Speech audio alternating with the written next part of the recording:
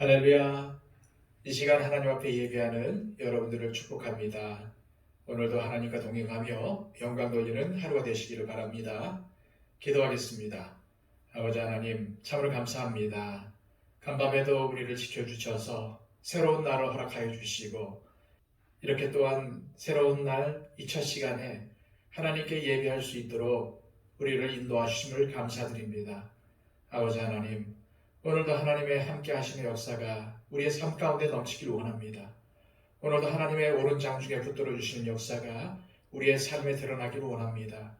우리가 다름 아닌 하나님의 백성이요 하나님의 자녀임을 잊지 않도록 하여 주시고, 오늘도 하나님과 동행하며 하나님께 영광 돌리게 하여 주시며, 나에게 주신 말씀을 우리의 심령 깊이 새겨 하나님의 말씀에 순종하는 우리의 삶이 되게 하여 주옵소서.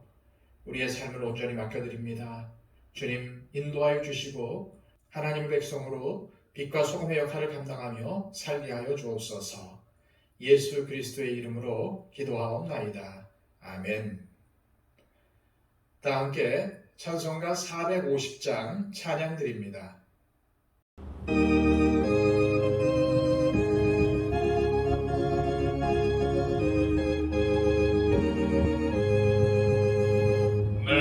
평생 소원 이것뿐 주의 일 하다가 이 세상 이별하는 날 주 앞에 가리라. 금같이 헛된 세상 일 취할 것 무엇냐. 이 수고함만 하여도 헛된 것뿐일세. 불같은 시험 많으나 겁내지 맙시다. 구주의 권능 크시니 이기고 남겠네. 금보다 귀한 믿음은 참 보배 되도다. 이 진리 믿는 사람들 다 복을 받겠네. 살같이 빠른 광음을 주 위에 아끼세. 온 몸과 마음을 바치고 힘써서 일하세.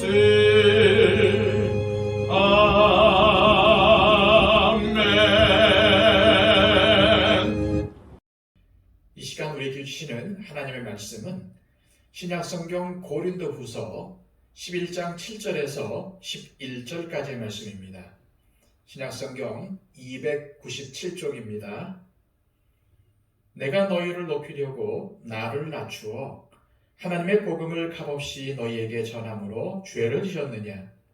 내가 너희를 섬기기 위하여 다른 여러 교회에서 비용을 받은 것은 탈취한 것이라.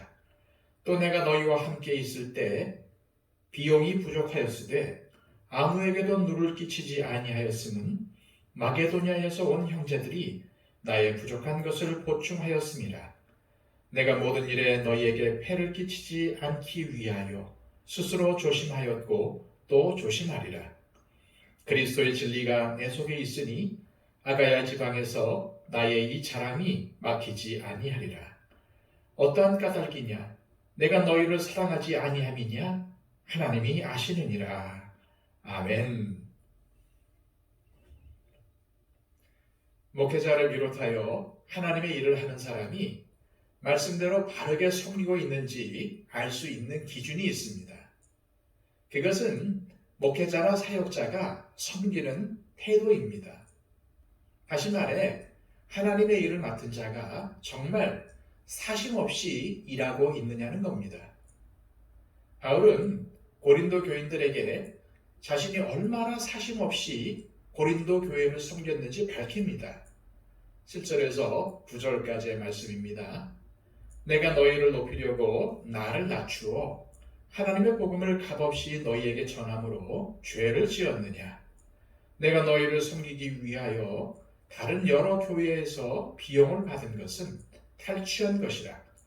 또 내가 너희와 함께 있을 때 비용이 부족하였을 때 아무에게도 누를 끼치지 아니하였음은 마게도냐에서 온 형제들이 나의 부족한 것을 보충하였음이라. 내가 모든 일에 너희에게 폐를 끼치지 않기 위하여 스스로 조심하였고 또 조심하리라. 먼저 바울은 자신은 복음을 전하기 위해 자신을 낮추었고 하나님의 복음을 값없이 전했다고 했습니다. 즉 복음을 전하며 교회를 세워갈 때에 아무런 보수나 대가 없이 섬겼다는 말입니다. 우리가 아는 대로 바울은 장막 만드는 일을 하며 생활비를 벌었습니다. 이것은 고린도 교회에 경제적인 부담을 주지 않기 위해서였습니다.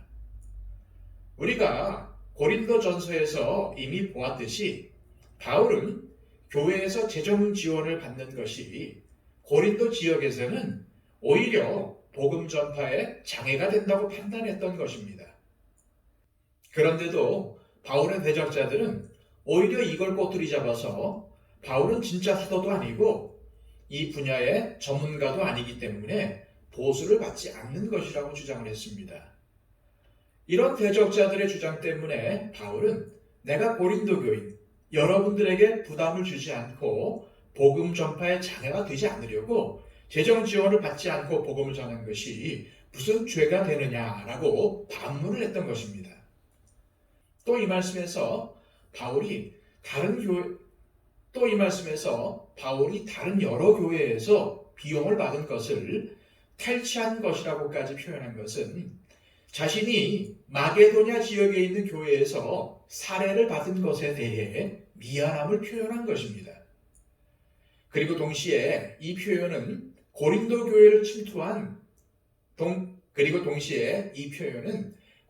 교회에 침투한 거짓 교사들이 성도들의 재물을 강탈하려는 사욕을 품고 있다는 것을 우회적으로 비판한 것이라고도 볼 수 있습니다. 어쨌든 바울은 자신이 고린도 교회에 폐를 안 끼치려고 얼마나 조심스럽게 행동했는지를 밝힌 것입니다. 물론 그렇다고 해서 바울은 목회자들이 교회에서 사례비를 받으며 생계를 유지하는 것이 잘못된 것이라고 하지 않았습니다. 오히려 그는 고린도 전서에서 목회자가 교회에서 사례를 받는 것은 당연한 권리라고 밝혔습니다.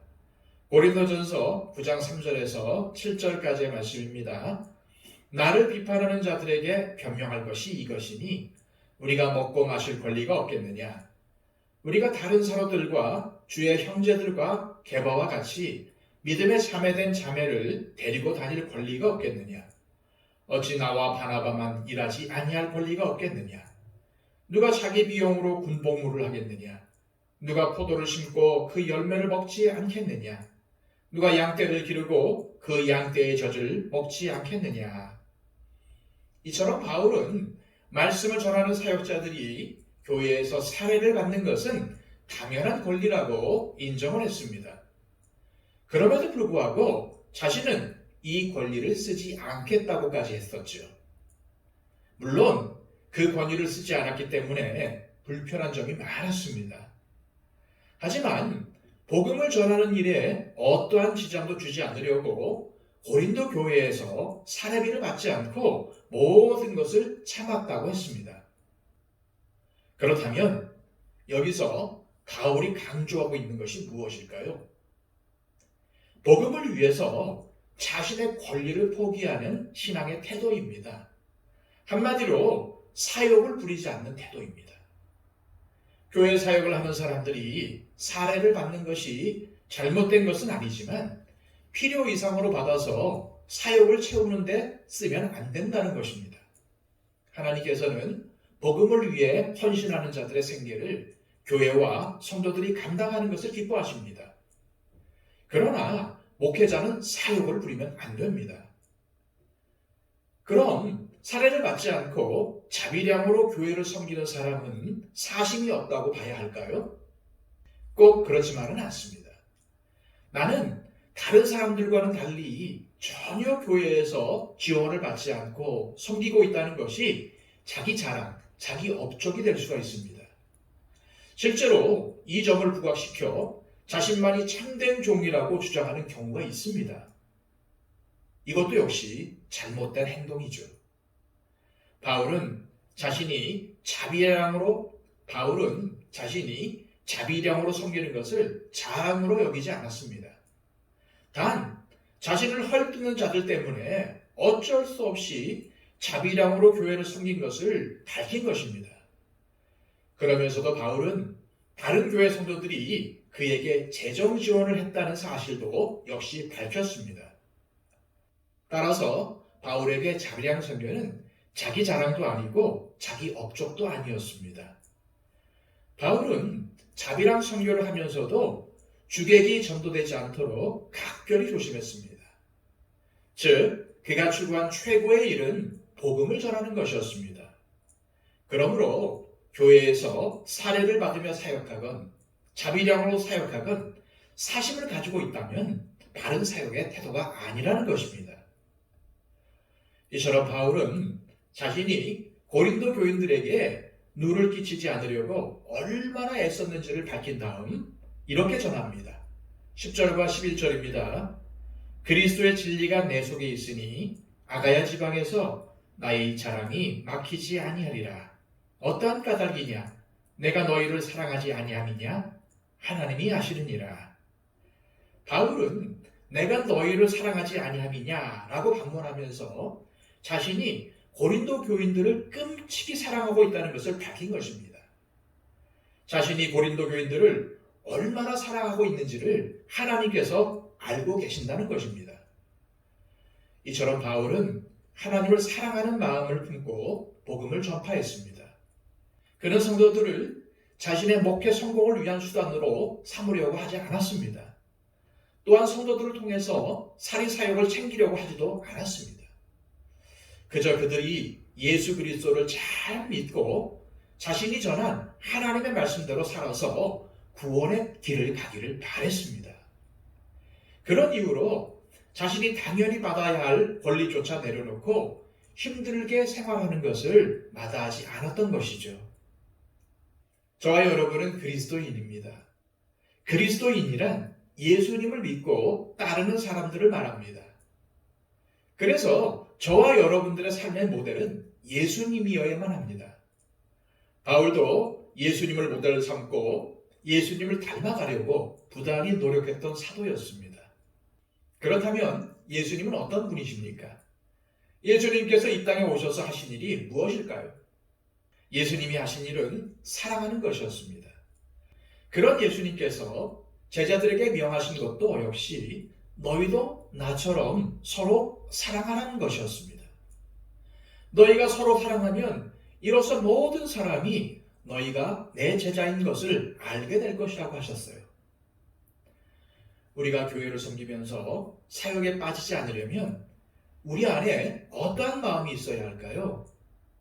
그것은 곧 사랑의 마음입니다. 하나님을 사랑하는 마음입니다. 또 이웃을 사랑하는 마음입니다. 그럴 때 사심없이 하나님과 교회, 이웃을 섬길 수 있게 됩니다. 이 시간 기도하실 때 주님께서 우리를 사랑하신 것처럼 서로 사랑하게 하시고 그리하여 사심없이 주님과 교회와 이웃을 섬기게 하옵소서. 그래서 하나님께 기쁨을 드리는 삶을 살게 하옵소서. 이렇게 기도하시기를 바랍니다. 그리고 우리 주변에 있는 사람들 돌아보면서 기도했으면 좋겠습니다. 아직까지도 내 주변에 내 가족 중에서 또 나의 친구와 이웃 가운데서 예수님을 모르고 예수님을 알지 못한 채 살아가고 있는 사람들이 있습니까? 그분들의 이름을 불러가며 하루속히 주님 앞에 나오도록 중보했으면 좋겠습니다.